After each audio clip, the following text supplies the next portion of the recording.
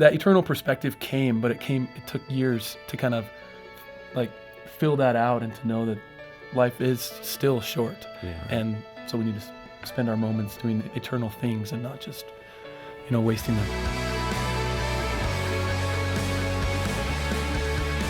Welcome to the Focus on the Family broadcast, helping families thrive. Ryan and Selena, welcome to Focus. Thank you for having us. Thank you for having us. Glad to This be is here. big. I mean, Yeah. have a fierce marriage. That's a big statement and a big book. I mean, that's daring for you guys to write it. Ryan, you first met Selena when you were, I think, in 8th grade. Is that right? You can remember who you met in 8th grade. Well, That's good. I can't forget her, that's for sure. Good answer. But yeah, How did you go from 8th grade classmates to romantically inclined, teenagers or 20-somethings? Well, it took some time. I had to kind of get my act together because Oh, good, Selena. Way to go. Yeah. Way to pull it out of them. I didn't actually introduce myself till I think 2 years later. That's Or- kind of normal for guys, yeah, right? I saw from a distance. You're still on the 2 wall. years to work it up. No, it's being on the wall at the junior high Oh, dance, exactly. right? You never Yeah. get off the wall. And I still had like braces and bleached hair. I was in the Northwest grunge scene, and she was way out of my league. But yeah, took some But time. seriously, it's always good to hear a story like this. And you guys are a young couple, so it's wonderful to hear that the Lord still works through schools to bring people There you together go. for There marriage. you go, yeah. But I mean, you're junior high, right? 8th Yeah, grade. he visited in junior high, the school Okay. that we were going to, and apparently he remembers me. I remember the game we were playing in PE because I loved it. That's about all I remember when he was there. Yeah. And then, he came back a few years later, and the My mom- the bleach hair was gone. He just went to football camp. And Oh, his so now you braces notice were, it. Yeah, all the Oh, girls braces were gone. Girls were all like, "Oh, he's such a sweet guy," and I was like, "Who?" And then we were in advanced English class together, and he started sharing his thoughts, and I was very overwhelmed by the brain power that was inside. Oh, this is good. No, he started answering questions, and I was like, "Wow, he's really smart." And he's I call it Providence because my mom's an English teacher, so no. I had an edge. Yes. It was even worse having a shrink for a dad. So Oh, you're kidding Yeah. me. English teacher and a psychologist. yes, Wonderful. Well, that's why you're so well adjusted, right? And you can articulate it very well. hopefully. But when did you get married? when we were 20 and 21. Okay. So Yeah. And right how were early. those first couple of years? What were they like? They were. You know what? We dated for 4 years, and we were friends, really good friends before that. So, yeah, I'd say the first couple years of marriage were actually really, really fun. Other than what we talked about in our book, where things kind of went sideways health-wise. But we had our fights, but it wasn't like this. We were so young, we didn't have our own. I feel like some of our clashes, when you get married that first year, you kind of are like, oh, your eyes are open to somebody, right? But I felt like we knew each other pretty well, that it wasn't like this, oh, who is this person I'm living with, or who is this? Right. It really, So those would kind you of say things came a little bit later, to be Normal honest. annoyances? Or Yes. the normal annoyance of just being with somebody else Yes. all the time. And we were busy together. We had a lot of things going on. It wasn't until we faced some bigger challenges outside of our community, like in our church and different things, that we really came to grips with, oh, you don't believe that, or how it come I together, want to get to things that like because you have a really unique story. You did some things early in your marriage that are a bit different, taking a job in Switzerland, for example. How long were you married when you went to Switzerland for that job? we celebrated our 2-year anniversary coming home. So that was it. Yeah. I mean, you're 2 years into your Yeah. marriage. You take a job in Switzerland to be an au pair, I believe. To be an au pair and to ride And- horses, yep. And Ryan gets hired on to be Yeah. kind of the ranch hand. Yeah, That was basically. a tag-along hire. Yeah, Yeah. that's okay. That's okay. It sounds exciting. What happened? Well, we just finished our college finals. Ryan was very, very sick. But you didn't know But that. we didn't Yeah. know it. No, Yeah. he just thought he had the flu. Thought it was just a combination of lack of sleep and energy drinks and coffee. Yeah, just horrible diet during finals and and You're whatnot. 20. You can live on whatever. Had his persistent cough, and she had this harebrained idea to get this job as an au pair. Passion. I had a passion. Passion. Okay, you got a You passion. haven't learned that yet, Ryan. Okay, come on. You've written a book here. We've got a counselor on the line just in case. Yes, thank you. It's your Bring him dad. on, Well, yeah. yes. My dad. Oh, great. Yeah. No, actually, that is. I mean, that is quite brave. What was compelling you to go do this? I loved riding horses, grew up doing it, and kind of You can do that a in dream. Washington, you know, where yes, you live. but the biggest dream would be to go overseas and ride in Europe. That's a big equestrian dream. And so we wanted to go to Europe after college anyways, and I thought, why not find a job and make it an extended stay a little bit. So you get to Switzerland. Yes. You're married only a year and a half or so, or a year and 8 months at this point. You're not feeling well. It's a persistent lethargy. What's going on?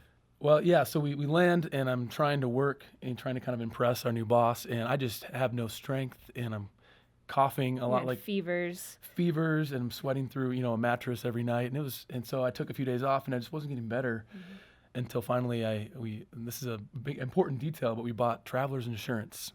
Of all things, travelers health insurance, yeah. And so I was like, we have to go see a doctor. I need medicine, but I don't want to pay, right? Right.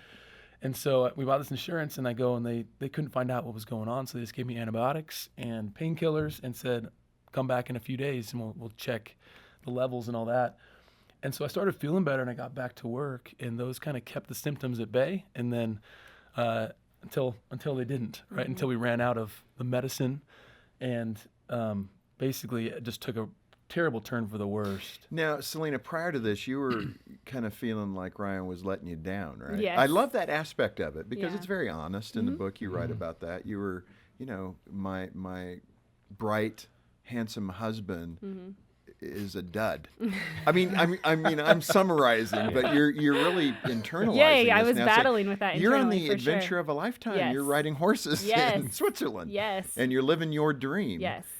Yet Ryan's not stepping up. Yes. That's how you felt. I don't Yes. want to overstate it, but what was no, going that on was my there? internal dialogue was, how can I help you meet what I want to do? How can I bring you along? Like, what can I do? How come we can't make this work? What's going on?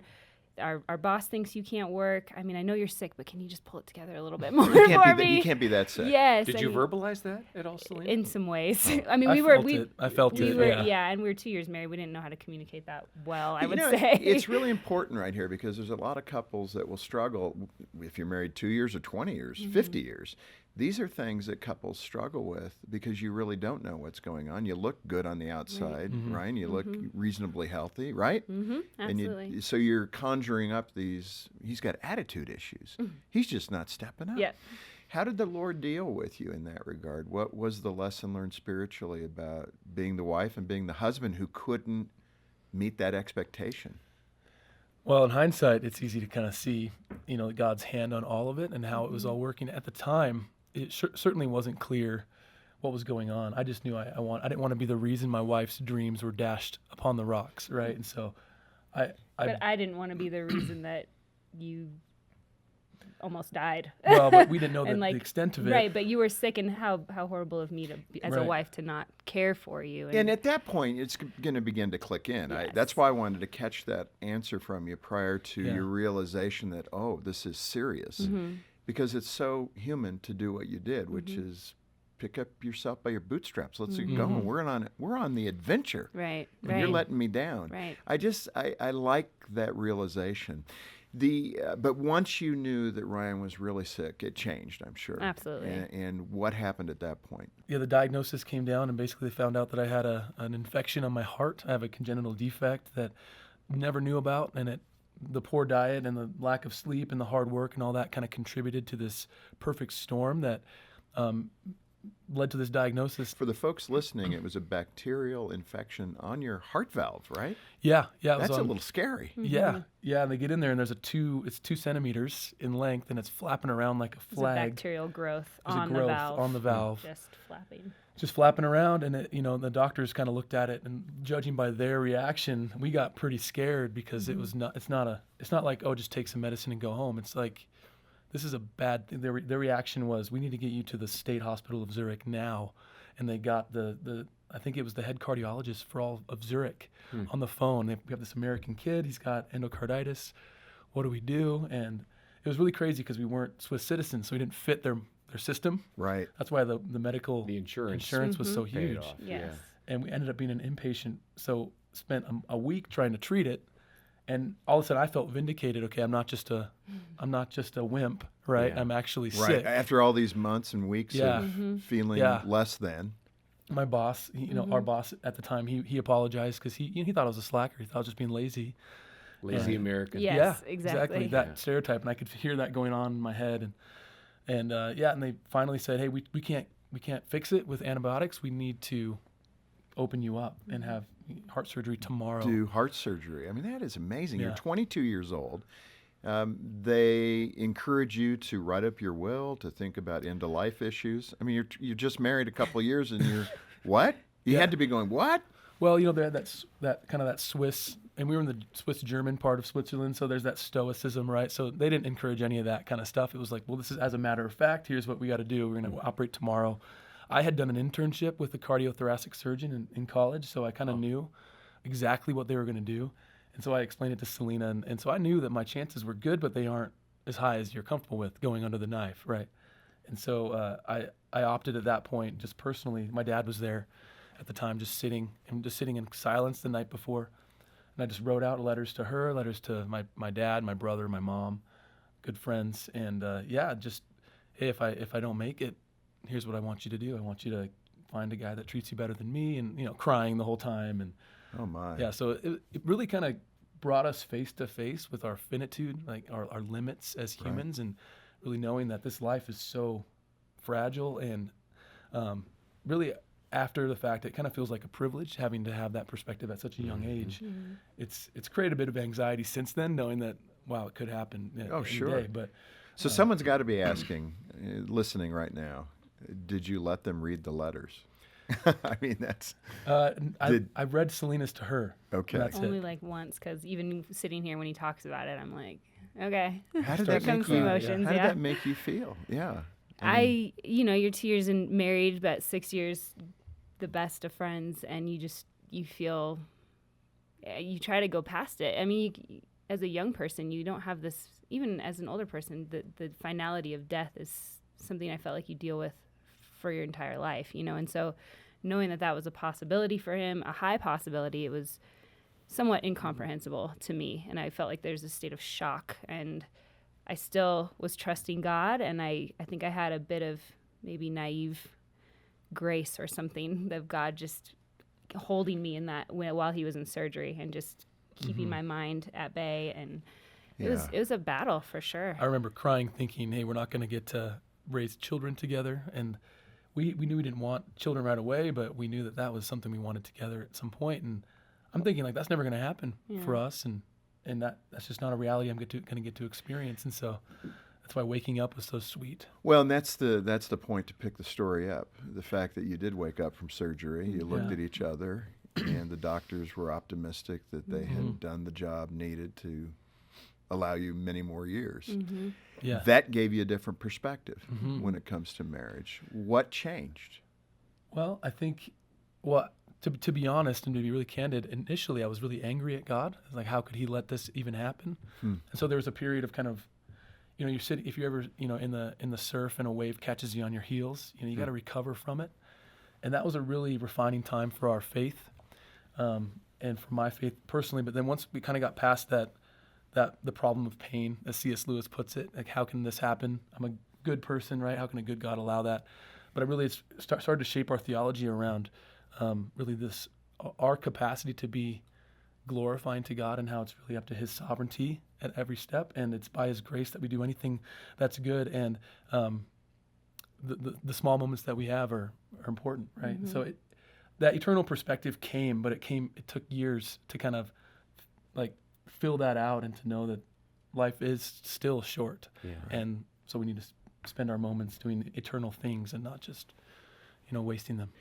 Selena, let me come back to you because I want people to really hear your heart, and Ryan, you too, in terms of what you learned. But facing death, you typically don't do until later in life. Typically, I know some young people do face it, and that happens. But what did you really take away from this? What was that one thing that you thought, wow, facing it so early helped me become fill in the blank? Grateful every day. Grateful for the moments, the good and the bad and the ugly and all the in between. Just knowing that what we have today was not for sure. It was not a guarantee. Grateful to God to have led me either way, and be sovereign in the outcomes. Let me ask you this, because again, I so appreciate your honesty in the beginning about the story and how Ryan wasn't carrying his weight. Did it, and I mean this in the best of ways, did it Convicted help me? you learn to be less selfish? Absolutely. Absolutely. It was And in very what way? convicting. I think it slowed me down in my accusing state, as a young wife, accusing my husband of maybe not doing these things or not engaging the way I want him to. Why isn't he helping me? And, just all of my not realizing there's a deeper issue that I'm not seeing, that I'm ignoring. And so I think it put the brakes on me jumping to those conclusions. What, when you apply that to the people you talk with and help, especially women, what is typically that core issue? Fear or control, or what's happening in a young, and sometimes not necessarily young, wife's heart that makes her, come to the accusatory place, or, is she sensing something that's not right with her husband? Sure. Maybe accurate, may not be. Yeah, But what's at the core? I think insecurity, a lot of it. We want to control because there's things inside of us that we can't control all the time. And so that insecurity and maybe lack of identity and purpose can have us grasping for straws and, looking for things that aren't there. When we're really, God has been so gracious to root my heart and identity in Him, that allows me to extend more grace in these areas now. And that is because so I'm good. grateful, I don't want to accuse because I don't want to have to, I don't want to have to go back and apologize, but I want to faithfully walk that path and not just blow through it and make the mistakes and then come back to it. I really want to. Well, in addition to that, it feels like that's more the Spirit of God, right? Yeah. For us. One Absolutely. of grace and forgiveness. He's not our accuser. Slow to anger. The enemy of our soul is the accuser. Yes. And that's powerful. Ryan, you wake up, things are moving, you're making a decision now. Fierce marriage is where I want to live. And that's where I want Selena to be. What does that mean to have a fierce marriage? All the way back a few minutes ago when we started the program. Yeah, so the name is Selena's idea. So, That's my only claim to fame because you're the marketing guy. So this is my. but it came from, I think, this thought, that marriage that lasts and is loving and is Christ honoring takes a fierce tenacity that never gives up and never gives in. And that was kind of our founding. Okay, this is what a fierce marriage is, and this is what we mean by the word fierce, and what kind of compelled us into it and to have this conviction to share is that we had at the time actually. So from the time we were 2 years married, coming back from this trip, and up until 9 years married, we were just, growing roots. We were figuring out some aspects of our faith, some aspects of our own relationship, no kids at all. And we had friends that had gotten married, and some had gotten divorced, and not Already? many, but a few, in that time that we were already married. And so I thought, we thought, what's so different about us? Why are we happy? Why are we still together? And of course, we landed on simply it's Jesus. He's the only reason. I don't mean that as a pat answer, but He's the reason that we can have grace toward each other, and we can still. And He's the fuel behind He's us the having fuel behind that it, fierce yeah. marriage. Well, let me dig into the fierce marriage, because again, you can take that in a lot of different ways. Fierceness can be negative. It can be used as a weapon, particularly in marriage. You can be a fierce husband in all the wrong ways. Yes. Describe more, I guess, more adequately what spiritual fierce marriage looks like. What does it mean when you wake up in the morning? What do you do? Yeah. So I think it's summarized in the subtitle of our book, Radically Pursuing Each Other in Light of Christ's Relentless Love. And that's really become kind of the refrain, is that we only love each other because we are loved. And we can only love each other with the biblical love because to the extent that we experience the love of Christ in the gospel, right? And so in our book, we talked about the foundations and how so much of what your marriage looks like, building it and making a fierce marriage starts with what is your bedrock, what is your foundation, what is your framework, what is the fuel. And so we talk about the gospel being the absolute foundation of it, knowing who you are. Understanding your beliefs as a Yes, couple and yes. how your beliefs really inform your behavior. And so, namely, believing and knowing that you're a sinner in need of grace and you have received it in Christ. And that's a transformative idea. No, that is really good. You mentioned in the book the idea of covenant marriage and the importance of it. We've talked about that more from a kind of a legal standard of what covenant marriage means. But how do you define it in your book? That's a big question. Yeah. We deal with it, or we, I guess, define it through the Bible and looking at God's covenantal character with his people. And we sort of contrast it with the contractual, covenantal versus contractual. Right, a non-legal. Absolutely. A covenant is more of like a living, breathing. Heart binding. Yes. Yeah, I like that. Yes.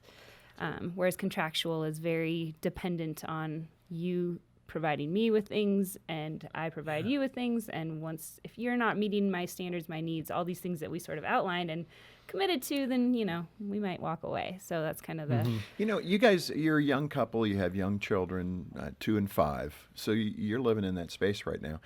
I think older Christians, we might think of younger Christians as being more transactional. I love what you're saying.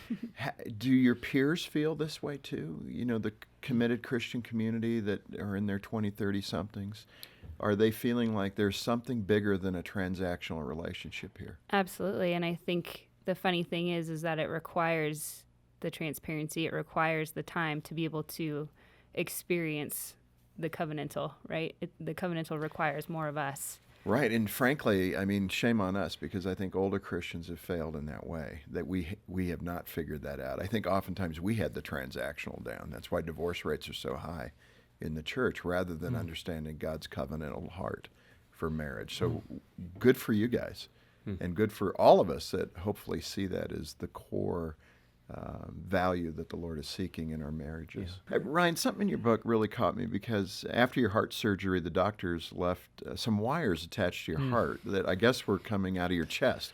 Seems a little odd. Kind of an Iron Man look. Did they right? forget or what? But I guess it was intentional so that they could, if they needed to, they can jumpstart your heart. Yeah. But what spiritual application did you apply to that? That was, I love that, because the analogy that I drew from it is at any moment they could give life or death, right, by these wires that were connected to these strategic parts of my heart. And I think in the parallel that I drew is in communication, right? As a spouse, you have a direct line to each other's heart. Like, they've given you access that's unprecedented for any other person, ideally.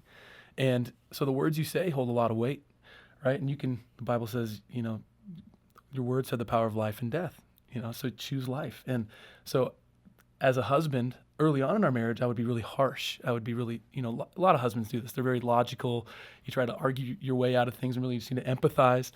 And so realizing that about my tendency, and the fact that she's given me access to her heart, gives me kind of this sweet conviction that I need to steward her heart well and speak life and empathize, and maybe just even shut my mouth at times. Yeah. I mean, this is so powerful. And I love that analogy, life and death to the heart. And I'm assuming the doctors did remove those wires. Excruciatingly, yes. Well, and I wasn't asleep for it. It was terrible. Yeah. And I think what you have to share in the book, Fierce Marriage, is so relevant to couples of all ages, to remember the idea of being known and knowing your spouse. I mean, those are great concepts that all of us should aim for. I think in your book you say Jesus isn't merely a means to a better marriage. Your marriage is a means to a better relationship with Jesus. That is really well said. I love that. I have one follow-up question for you, but before we go there, let me turn to the listeners. This is exactly why we're here. If you need help in your marriage, we have counselors who can help you.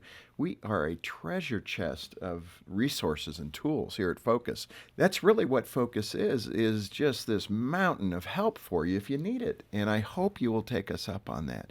If you don't have the marriage that you feel the Lord wants you to have, or that you want to have, get a hold of us. We will be here for you. We will help you. And this is one of the great resources and tools that we'd like to put in your hands, Fierce Marriage. And if you can make a gift of any amount, even if you can't afford it, we'll get it to you. And I'm sure others will cover the cost of that. Let's work on your marriage together so that it will honor our Lord Jesus Christ. All right, Ryan and Selena, here's that last question. Speak to the husband or the wife listening right now who thinks it might be too late for their marriage. The fierceness is the negative fierceness that we've talked about. It's survival at this point. What should they do differently? How do they turn that around and start honoring the Lord?